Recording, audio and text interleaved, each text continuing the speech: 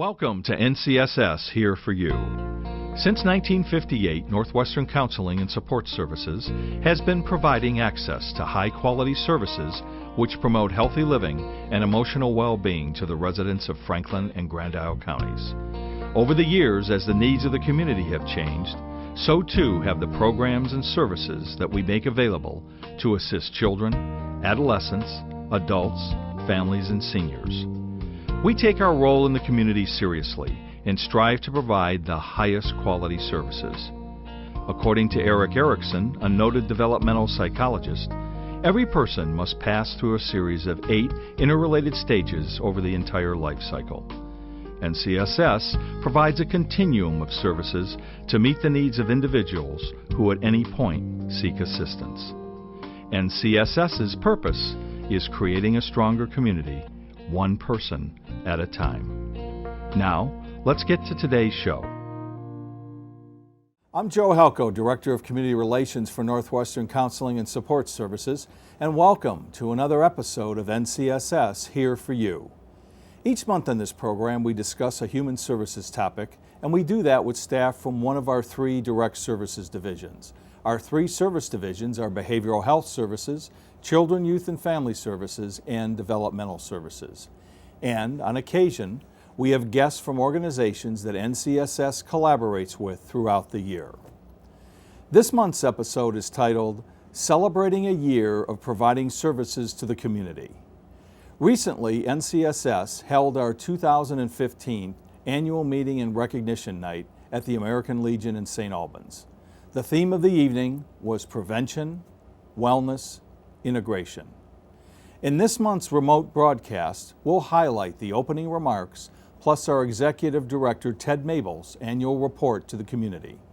Hopefully, this will provide you with a clearer understanding of the diverse services that NCSS offers to the residents of Franklin and Grand Isle counties. Now, let's take a look at some of the highlights from NCSS's 2015 annual meeting and recognition night at the American Legion in St. Albans. What distinguishes our annual meeting from some other organizations is that tonight is intended to be a celebration of the outstanding services that our staff has provided over the past fiscal year. This year's theme, as you can see, is prevention, wellness, integration. This evening, Ted Mabel will speak about many of the highlights and innovations that were achieved during fiscal 2015. But before we address fiscal year 2015, this evening's event made me think of one question that I'm asked the most. And that question is, exactly what does NCSS do? Now, that's actually an excellent question, since NCSS many times is misunderstood. Perceptions vary, and stigma also plays a role in a lack of true understanding.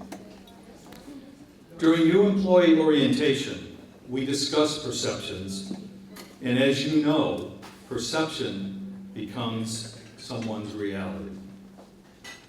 And speaking of perceptions, what comes to mind when I mention Disney, Apple, and LL Bean? How about local brands and businesses such as Ben & Jerry's, Tetro's Gourmet Soup and Sandwich, and Jeff's Restaurant? There are many factors that play a role in how we view each of these brands and businesses. To achieve our mission that the residents of Franklin and Grand Isle counties have access to high-quality services which promote healthy living and emotional well-being means that first and foremost, we must have core services in place and functioning effectively and efficiently, which in turn gives us the ability to have the capacity to innovate and provide quality services. NCSS's tagline is "We're here for you." Those aren't just four random words strung together, but they embody everything that we do. So NCSS is here for you, and that's good. But here for you for what? With 3 service divisions that provide direct services, the portfolio of services offered from behavioral health, children, youth, and families, and developmental services seems overwhelming, and it's no wonder that perceptions throughout the community vary. And while we're on the subject of perceptions, it reminds me of the blind persons and the elephant, which is a traditional story from India that illustrates how different people can have distinctly different perceptions of the same thing. In this story, a group of blind persons lived in a village. One day, the villagers told them, "Hey, there's an elephant in the village today." Now, they had no idea what an elephant is. They decided, even though they won't be able to see it, let's go and feel it anyway. So they went where the elephant was, and each of them touched the elephant. "Hey, the elephant is a pillar," said the first person, who touched the elephant's leg. "Oh no, it's like a thick branch of a tree," said the second person, who touched the trunk of the elephant. The third person, who touched the ear of the elephant, said it's like a big hand fan. Afterwards, an argument ensued, as each believed that their perspective was correct. After all, it was their perception of what the elephant is. Now, back to NCSS, where 3 service divisions, all offering numerous services, with the brain being at the center of providing intervention and supports to children, adolescents, and adults with emotional and behavioral problems, mental illness diagnosis, and intellectual and developmental disabilities. With 78 organs comprising the human body, we know that skin is the largest organ with respect to size and weight. However, the major organ in the body is the brain, which is primarily responsible for performing all of the functions and actions of the body. And like other structures of the body, the master organ is also vulnerable to a number of disorders, injuries, damages, and severe ailments that can be addressed through various treatments. In March of 2015, James Olds, who's the head of the U.S. National Science Foundation and a professor of molecular neuroscience at George Mason University, was published in Live Science's Expert Voices, where he states that your brain is essentially what makes you, you. It controls your thinking, problem solving, and voluntary behaviors. At the same time, it continuously helps regulate critical aspects of your physiology, such as your heart rate and breathing. Simply put, your brain is a non-stop, multitasking marvel. Still, for the most part, the brain is an unknown frontier, as neuroscientists don't yet fully understand how information is processed in the brain. This leads scientists to state that the brain is the most complex biological structure known to them. As a result, although neuroscientists have made progress towards understanding the brain and the theory of healthy brain function, there's still much to be discovered. So with the brain at the forefront, perceptions and stigma persist when looking at NCSS from the outside. As we celebrate this evening, let's look at NCSS and answer the question that I posed earlier. What does NCSS do? NCSS is an organization that has built a culture which is welcoming to everyone residing in Franklin and Grand Isle counties. We're here for you. Everyone is welcome, and services are available for individuals of all income levels, all races and ethnicities, for veterans, for individuals identifying themselves as LGBTQ, for deaf and hard of hearing, and the list goes on and on. Yes, NCSS is here for you. To offer high-quality services, it all begins with our most important asset, a dedicated staff that collaborates with the goal of achieving the best outcomes possible for those that we serve. And it's through the core services that are in place within our direct services divisions and administration that gives NCSS the capacity to innovate and serve the changing needs of our community. One example that exemplifies how our staff works together cross-divisionally is how an acute care initiative was addressed. How about this for a challenge?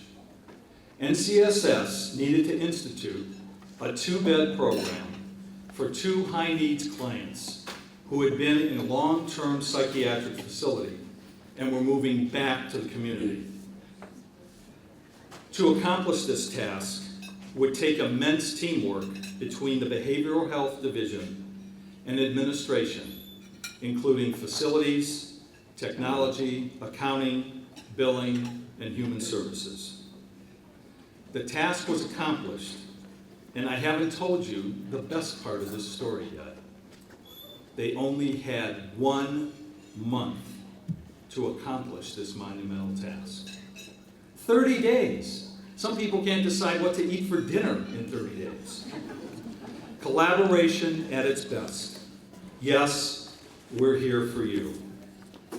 Our Developmental Services Division ensures that clients with intellectual and developmental disabilities are able to live their lives as independently as possible through programs such as the Program for Adaptive and Expressive Arts, which delivers therapeutic music and art services, plus American Sign Language classes.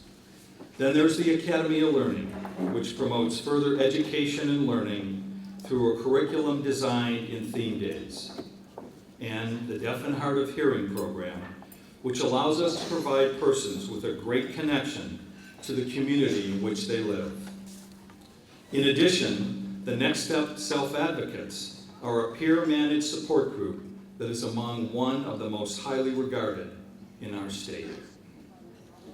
Now, imagine a young child that's acting out as a result of discord in the family unit, or a child that's been diagnosed with autism spectrum disorder. 2 of the many reasons that families seek services from NCSS. Our Children, Youth, and Family Services Division, with its expansive program, which includes parent-child services through our Parent-Child Center for our youngest children, school-based services, adolescent services, the SOAR Learning Center, alternative education and day treatment program, family and home-based services, as well as community-based services. NCSS's Behavioral Health Division offers psychiatric evaluations and consultations to all of our service divisions and to community health providers as well. Outpatient counseling for children, adolescents, and adults, plus our community rehabilitation and treatment services for individuals with severe and persistent mental illness diagnosis. Plus our crisis team, which works around the clock to ensure the safety of individuals during trying circumstances. Although we've only touched on a sample of the services that we provide, you begin to gain a better understanding of what NCSS does and how our programs and services meet the needs of the community throughout the life cycle. Whether young or old, we're here for you. NCSS is also fortunate to collaborate on various initiatives with community partners that work with children, adolescents, adults in our neediest populations, including the homeless. Working together, we all can continue to make Franklin and Grand Isle counties an even better community than it already is. In conclusion, each and every one of you here this evening, whether a staff member, a member of the board of directors, a community partner, or a member of the community, should feel good about your role in making Franklin and Grand Isle counties a better place. Because at NCSS, we're here for you. Thank you. It's my job to report out on an annual basis what we accomplished in the last year. And as Joe has already talked about, our theme has really been strongly on integration. We have been really following or trying to adopt a model that's been encouraged by the federal government, which they're trying to create these what they call centers of excellence around the country. The centers of excellence really follow a model where you provide, the clinic is measured about the ability to provide quick access, provide, secondly, world-class customer service, can provide comprehensive care, that is the care that a variety of services everybody might need, can do outcomes and can measures what it's doing, and finally is an excellent value, not only in terms of cost, per unit cost, but in terms of perceptions of its own clients. And so we've been working on that, and in the last year, first thing we worked on is really what we call easy access, and then the question is what should be the standard? And I think we haven't agreed upon that, but there's some people saying the standard, if they want to be seen immediately, they should be able to log in, so they should be seen immediately. As you know, for most of the clinics around the state, there's generally 14 to 30-day waiting list to be seen. And so there's it's really a financial issue, is really what is the standard that should be met? What we've done is try to look at providing that quick access. If somebody needs to be seen immediately, they can walk in and they'll be seen. We'll also be able to provide short-term therapy, 3 or 4 sessions for somebody in fact, what the research has shown about 80% of the people that come to the clinic, that is all they need, while they're waiting for more long-term person to work with them. And then lastly, they shouldn't have to come in to the clinic at all, because we should be embedded in the community. We should be embedded in all the doctor's offices, law enforcement, ER, and schools. And so we've come a long ways. In fact, I'm very proud of the last few weeks. The last thing to hold down really was embedding into the police department. We finally got the captain to talk to the Burlington Police Department, because Howard has 4 workers embedded into the police department. And once he heard how helpful and how much the police had really appreciated that service, he finally gave me a call and says, bring them on. We'll integrate them into our department. So really excited. We're now integrated in about 90% of all doctor's offices on that.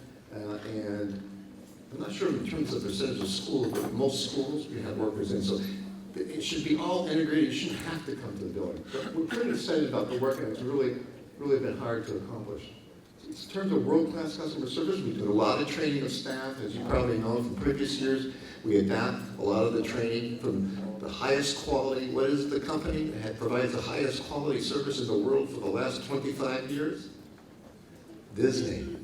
So their management techniques are no different, and they can be adopted. We've been using them as a guide in terms of training our staff to provide high quality satisfaction.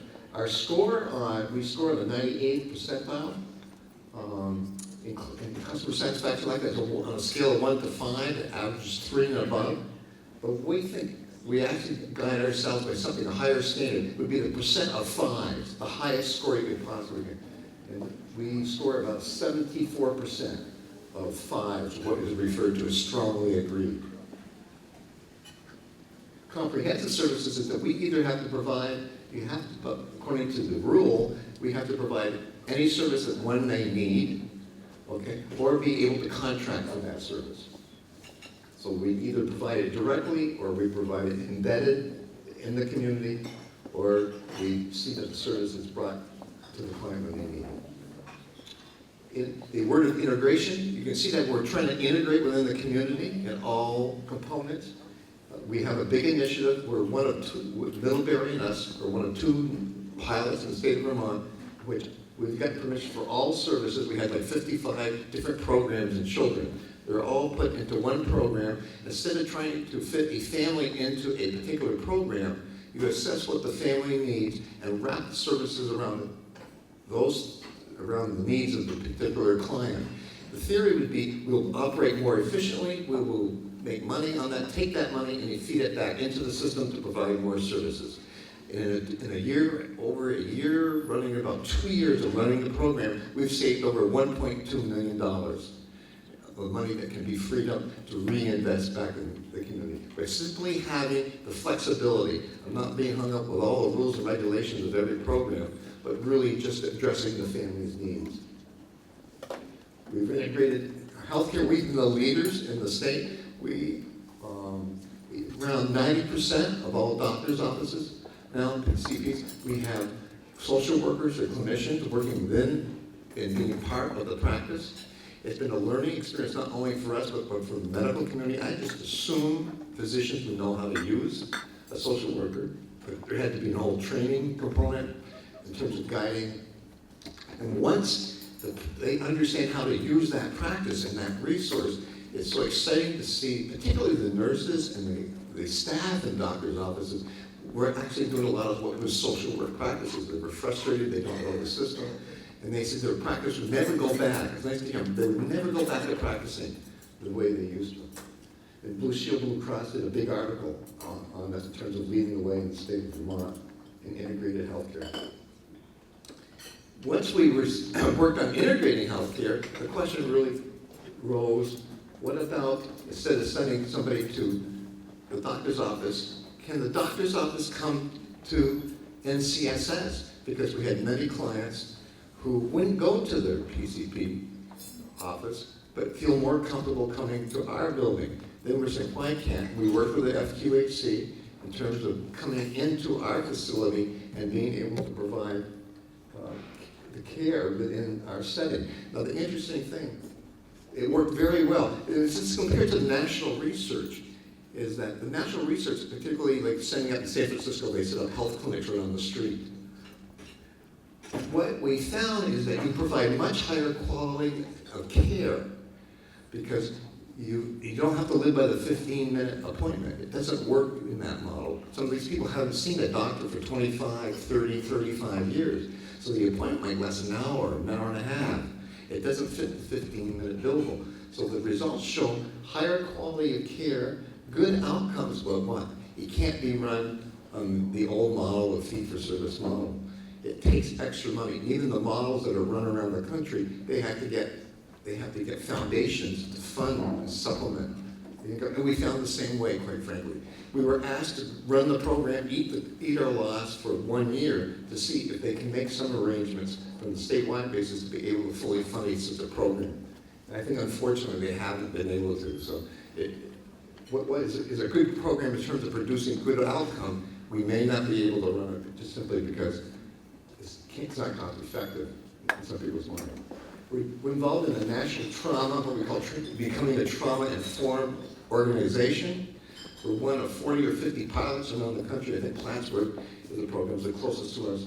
And that really involved in changing the culture and becoming sensitive to people who walk through the door suffering from past trauma. So as it says here, trauma-informed care is an organizational structure and treatment framework that involves understanding, recognizing, and responding to the effects of all types of trauma. There are 7 domains that you can be working on. We picked 4. That's where you see the yellow. And that's sort of a pre-post measure about how they come along and continue in those particular 4 domains that we've been working on. So you can see there's been improvement within a year. It's a multi-year project. Our prevention initiatives, or what we call our community development initiatives, has Joe really talked about the number 1 problem that we face is really stigma.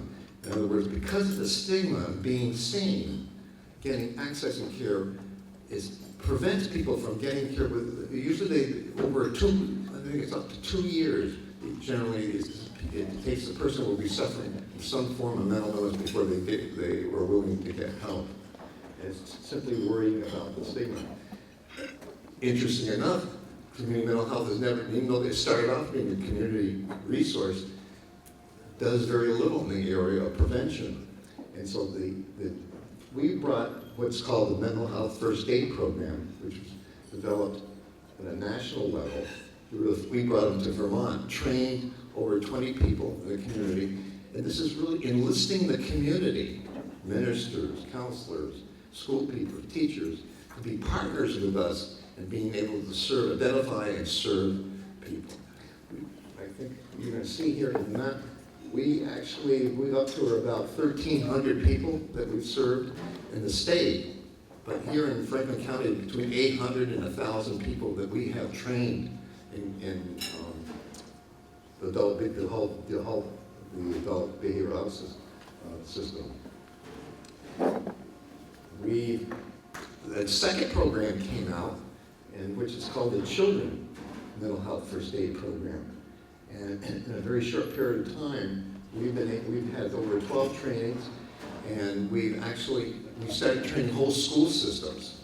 Like MVU, we trained 125 teachers in one day by rotating through a series of modules and being certified in the youth mental health program. And so from a percentage basis, we actually had more coverage nationally. We're like second in the nation, I think, to Wyoming. In terms of outcomes, we've worked on producing outcomes and become an outcome-thinking organization for over 14 years. And we have really three components that we've looked at. We nationally accredited by CARF. CARF is a national association. This is every 3 years they come in and look. There's like about 2,500 standards we're held accountable for. They kind of live with us for 3 or 4 days and checking all these standards. And if we pass, then we receive this national certification, which we have. We're the only clinic in the state of Vermont right now that has a complete accreditation program. We're also asked, here, every program has to come do an analysis of being able to articulate what is it that they do, what service do you provide, how much of it do you provide, how well do you provide it, and the tough questions, is anybody better off? A measure in terms of how do you know you're making a difference. So every program has 1 or 2, 3 measures that they monitor that way. What we found, a lot of the data that we were keeping and reporting was for state reports. But for managers themselves, they really found it wasn't data they needed to make the decisions that they do every day. And so I said, we shouldn't be doing this if it's not working for you. You tell us what you need to know, what information you need to know. We'll have programmers program it for you. So on your desktop, you are getting measured, updated daily, weekly, monthly on the information you know to be able to do your job. And once that happens, it becomes like popcorn. People can't have enough of it because they're using it. It's so meaningful.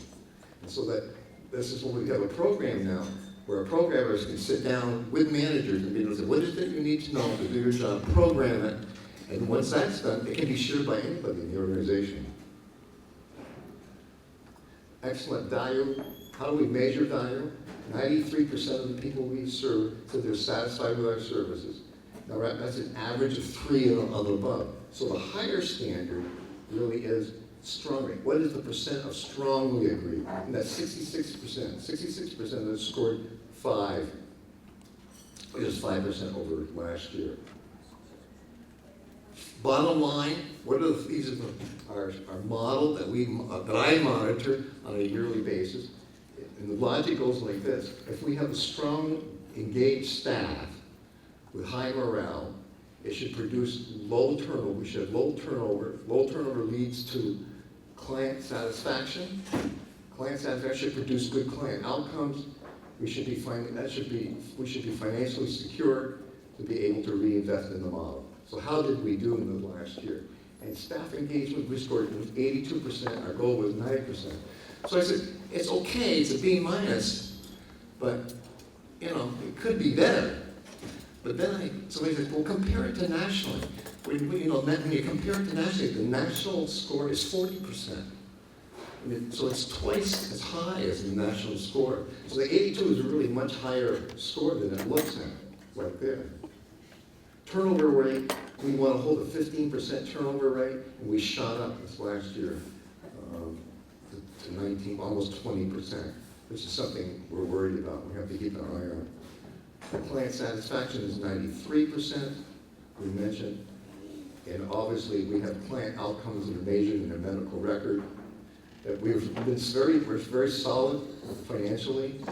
Our current ratio, we have a dollar of assets for every 38 cents. We have our debt equity ratio. We have $1 of equity for every 1 penny of debt that we're in. So we're in pretty good shape. So that's where we stand with the report for the year. Thank you very much. Prevention, wellness, integration. 2015 has been a year that has resulted in ever-increasing change. NCSS prides itself on providing high-quality services that result in creating a stronger community, one person at a time. It's important to know that we're here for you at any point throughout the life cycle. Assistance is just a phone call away. And that's it for this month's episode. I want to thank you for spending time with us again this month. You can learn more about NCSS and all of our programs and services by logging on to ncssinc.org. I'm Joe Halco, and I'll be back next month with another episode of NCSS Here for You as we share the awards ceremony portion of the festivities from our recent 2015 annual meeting and recognition night. This has been another episode of NCSS Here for You. We hope that you found today's discussion informative and educational. Since 1958, Northwestern Counseling and Support Services has been providing access to high-quality services which promote healthy living and emotional well-being to the residents of Franklin and Grand Isle counties. Over the years, as the needs of the community have changed, so too have the programs and services that we make available to assist children, adolescents, adults, families, and seniors. Thanks once again for tuning in this month. NCSS's purpose remains creating a stronger community, one person at a time.